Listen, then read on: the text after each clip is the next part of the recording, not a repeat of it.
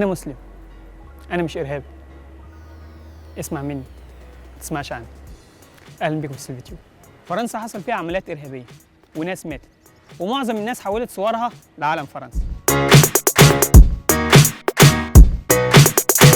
انا مش معترض والله، انا قصدي بس ان اللي دعموا فرنسا وحطوا صورهم على علم فرنسا اكتر من اللي دعموا السياحه في مصر.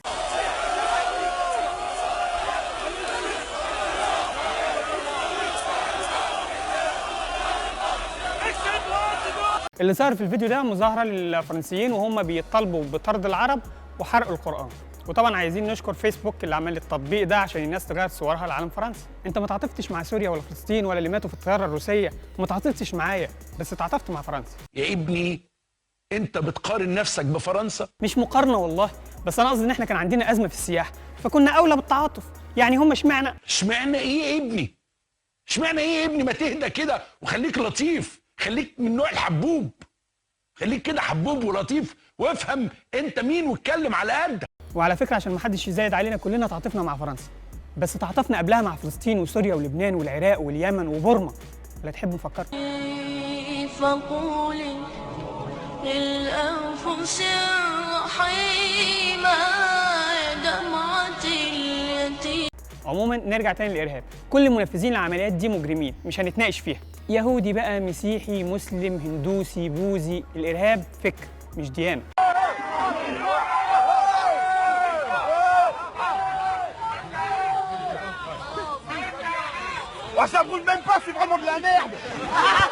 يعني انا مثلا بعتبر حرق المصحف ده ارهاب.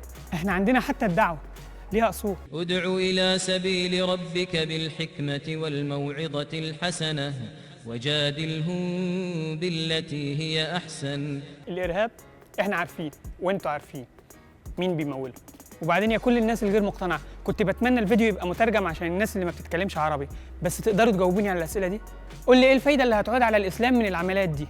فكر بس دقيقه وجاوب. طب لما احط مسدس في دماغك واقول لك انطق الشهادتين وتنطقهم، انت كده اسلمت ولا انا استفدت؟ لازم نبقى عارفين ان لا اكراه في الدين. يعني ايه؟ معنى هذه الآية ايه؟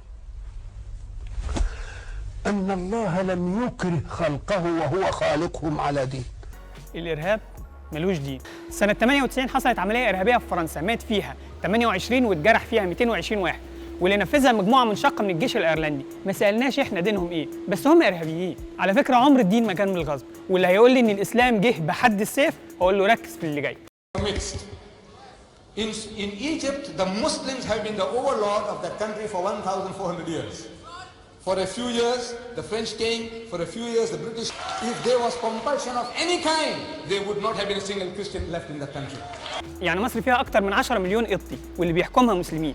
تخيل لو الموضوع كان بحد السيف، كانت الحياة تبقى عاملة إزاي عندنا. وبالنسبة لجواز السفر المصري اللي لقوه جنب العملية الإرهابية واللي بيلاقوه جنب كل عملية إرهابية. Personne. Déjà, vous êtes en train de parler, il a oublié sa carte d'identité. Même un petit voleur, il n'aurait pas oublié sa carte d'identité de ce supermarché. Faut arrêter de prendre les musulmans pour des imbéciles.